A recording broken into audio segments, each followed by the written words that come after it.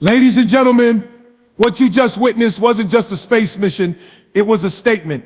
A statement that echoed from the launch pads of Sriharikota to the strategy rooms of Washington. India is no longer knocking at the door of global power. India kicked it down.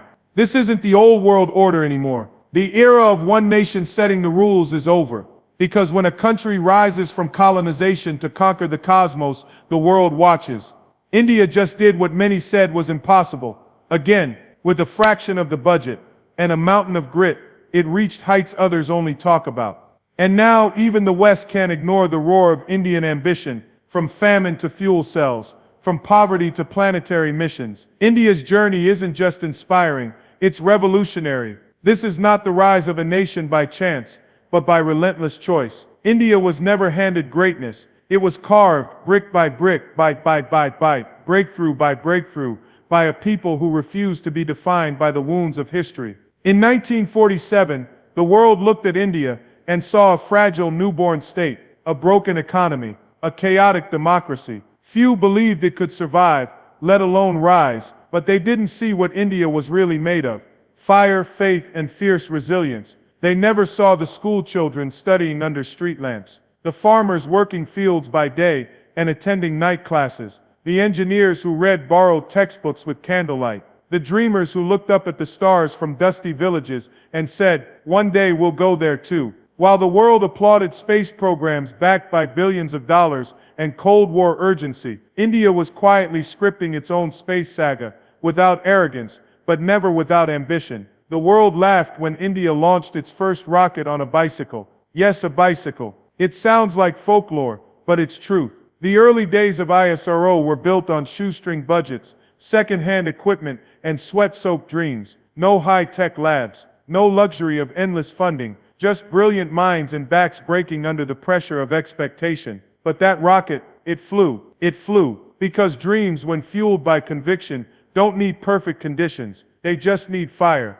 Fast forward to today, and that same nation has placed satellites in Mars's orbit on its first try, while global powers failed multiple times. That's not luck. That's excellence forged under pressure. A country once written off as too poor to innovate is now running one of the most efficient, precise, and ambitious space programs in the world. The same Western media that once mocked India's aspirations now covers every ISRO launch with stunned reverence. And let's not forget, India's Mars mission cost less than some Hollywood movies. Let that sink in. While others measure success by the billions spent, India measures it by impact, efficiency, and legacy. No frills, no waste, just results. Because in India, necessity isn't just the mother of invention, it's the engine of it. Resourcefulness isn't a challenge here, it's a cultural DNA. The impossible doesn't intimidate, it motivates. The rise of India's space power is not just a technological feat, it's a narrative transformation. It's a country that was colonized,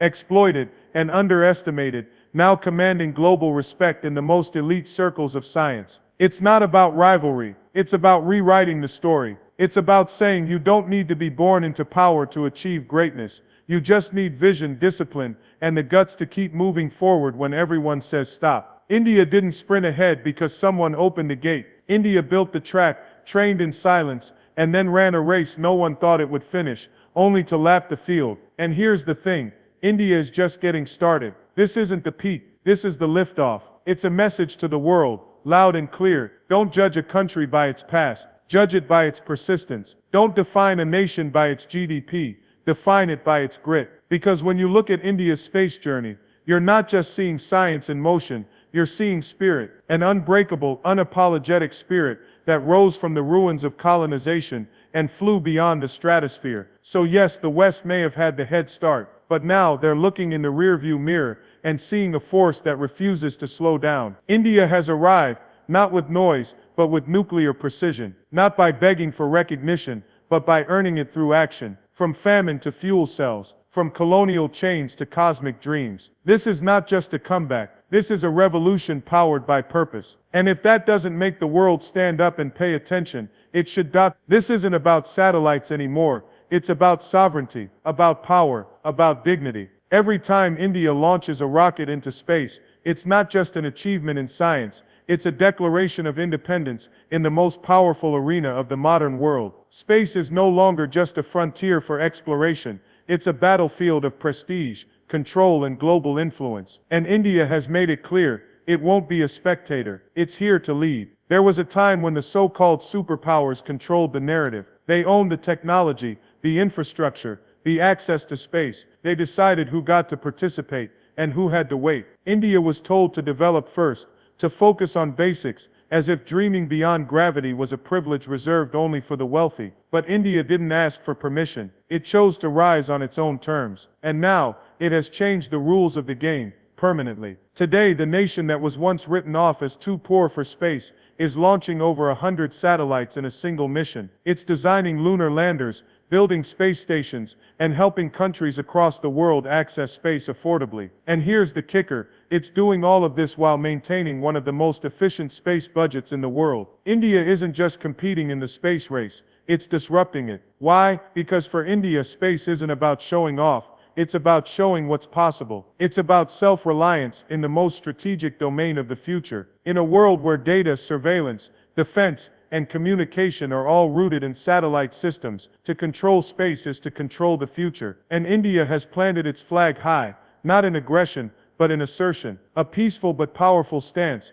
We are no longer waiting. We are no longer asking. We're here and we're staying. The West, particularly America, can no longer look away, not because they fear India, but because they respect it, because they've seen something few expected. A country once reliant on foreign aid, now becoming a global aid giver in space tech, launching satellites for Europe, Africa, Southeast Asia. India is not just doing this for itself, it's lifting others as it climbs. That's not competition, that's leadership. When India sent a spacecraft to the moon's south pole, something no nation had achieved before, it wasn't just a mission, it was a moment that showed the world, precision, ambition, and capability don't belong to the richest, they belong to the relentless. And what followed was even more important than the landing. It was the world's reaction. Suddenly every global space agency turned its eyes east. Suddenly partnerships that once seemed one-sided began to shift. India had arrived, not as a junior partner, but as an equal, perhaps even a pioneer. This is what sovereignty looks like in the 21st century. It's not just about borders and military strength. It's about technological autonomy. It's about saying,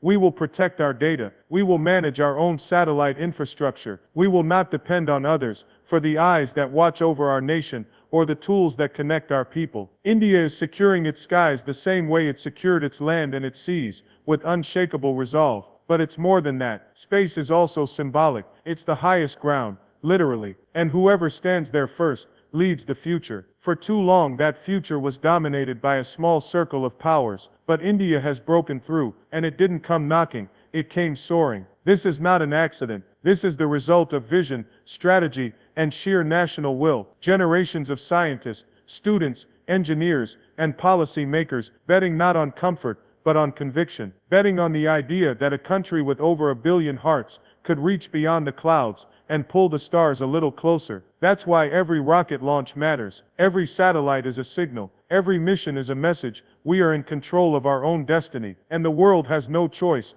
but to listen now. No more lectures, no more gatekeeping. India doesn't need validation. It needs room, because the sky is no longer the limit. It's just the beginning. So let the West take notice, not with fear, but with recognition, because this isn't about rivalry, it's about rebalancing, it's about a new voice rising in the cosmos, and it's speaking with power, clarity, and purpose. The West spends billions, India spends belief, and belief is a far more powerful fuel than money. It's the kind of fuel that turns setbacks into stepping stones, that transforms limitations into launch pads. In a world obsessed with luxury, India's space program is a story of sacrifice, humility, and relentless ambition. While others build with gold, India builds with grit. Where others rely on expensive imports, India engineers its own solutions, with nothing more than ingenuity, teamwork, and unbreakable national spirit. This is not a country playing catch-up, it's a country running a completely different race. In a world of polished space centers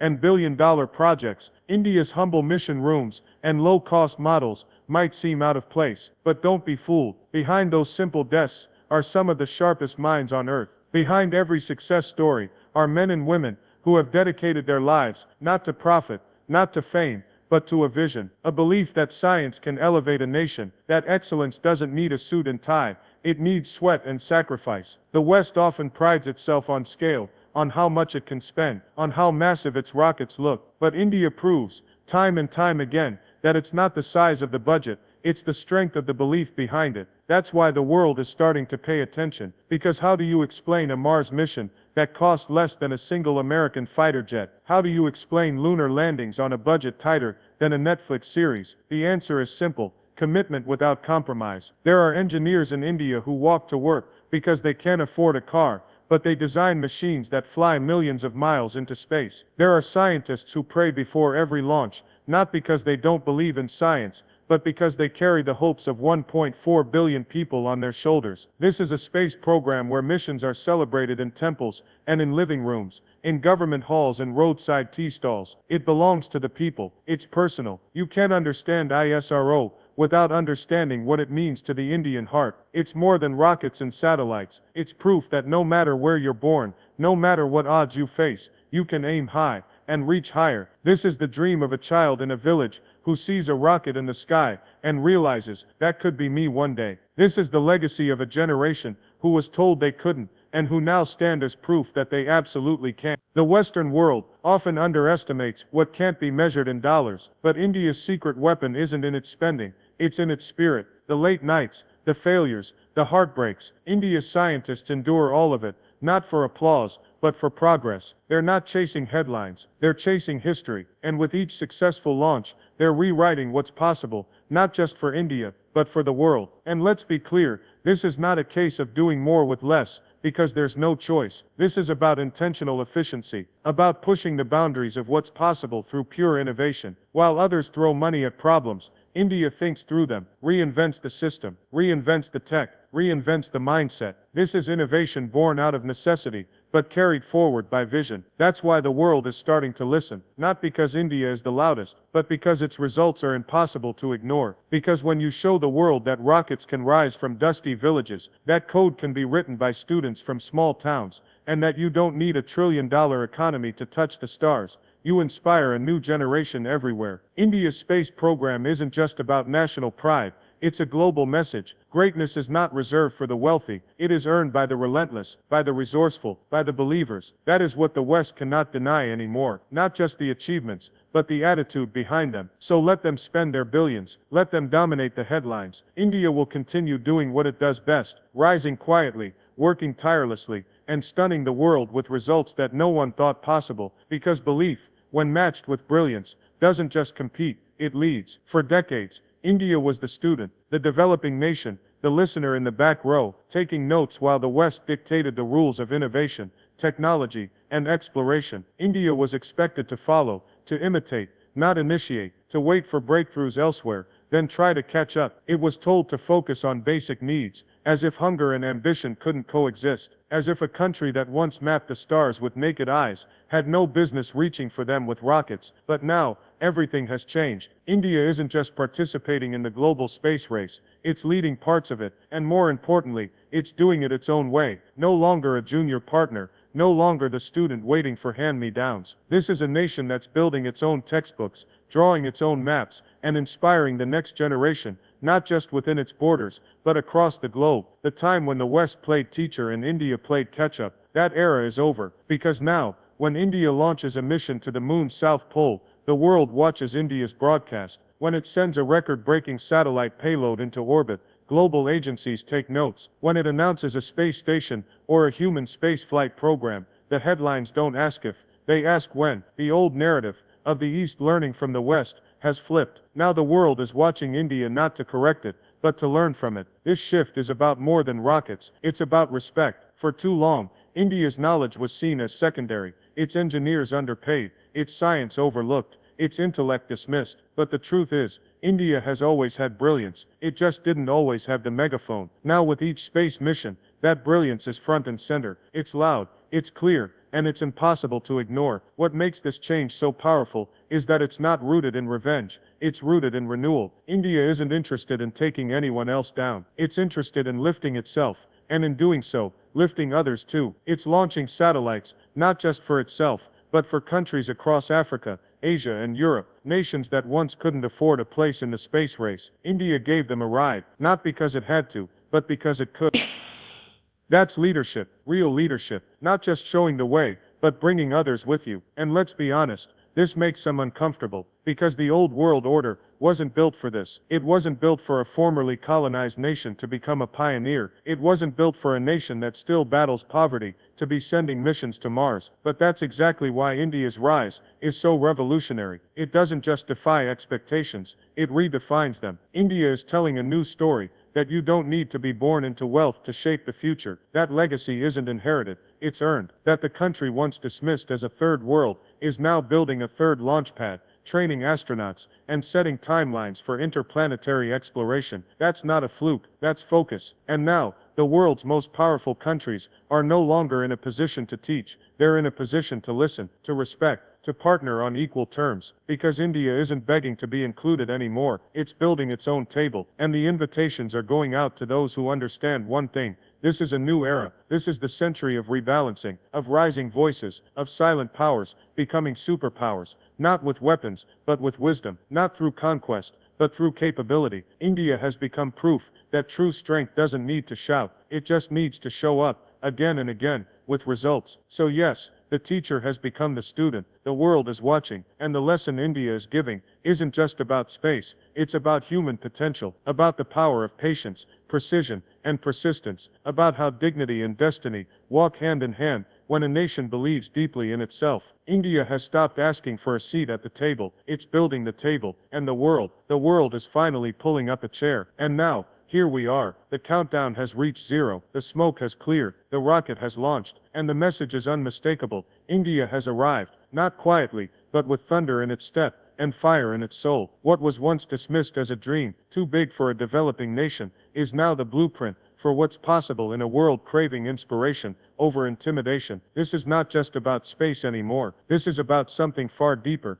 identity, legacy, and the refusal to be limited by anyone else's imagination. For centuries, India was spoken about, colonized, analyzed, theorized, categorized by others. But today, India speaks for itself, loudly, clearly, with the language of precision orbits, planetary missions, and a work ethic that shames even the best-funded institutions in the world. While the world debated who the next superpower would be, India quietly rolled up its sleeves, stacked its ambition brick by brick, and built something no one saw coming. Not a space program, a statement, a reminder that greatness is not inherited, it is earned, it is bled for, it is sacrificed for. Every launch from Indian soil is a shout across the sky. We will no longer be defined by your doubts. We will not be judged by your outdated measures of power. Our value is not in your currency. Our credibility is not tied to your approval. We do not need validation. We need velocity, and we found it, not by chasing trends, but by honoring our own timeline, not by mimicking others, but by trusting ourselves. The West can no longer ignore what India has become, and not just because of the missions or the milestones, but because of the movement of 1 billion people who dared to believe that their story wasn't over, that maybe, just maybe, history could be rewritten, not with guns and greed, but with genius and grit. And that's exactly what India has done, because make no mistake, this isn't just a victory for India, it's a victory for every underdog who's ever been told to stay in their place, for every small country with big dreams, for every student who grew up watching the stars from a rooftop, wondering if they'd ever touch them. India is proof that they can, that limits are illusions, that the impossible is just another challenge, waiting for a determined heart. There was a time when India's place in the cosmos was decided by others, but not anymore. India is now among the few who shape the map of the sky, who don't just observe the universe, but explore it, not to conquer it, but to understand it, not to dominate, but to discover. And in doing so, India has found something even more powerful than technology: belief. Belief that brilliance exists in every child. Belief that humility and ambition can walk side by side. Belief that the future belongs to those who build, not just boast. So here's the truth. The world isn't shifting, it's already shifted. India didn't just join the race, it redefined the race. It made the world stop, look back, and pay respect. And the most poetic part, it did it with its head held high, and its feet still on the ground. Because in every orbit, every countdown, every liftoff, there is one unshakable truth. India is not just aiming for the stars, it is becoming one.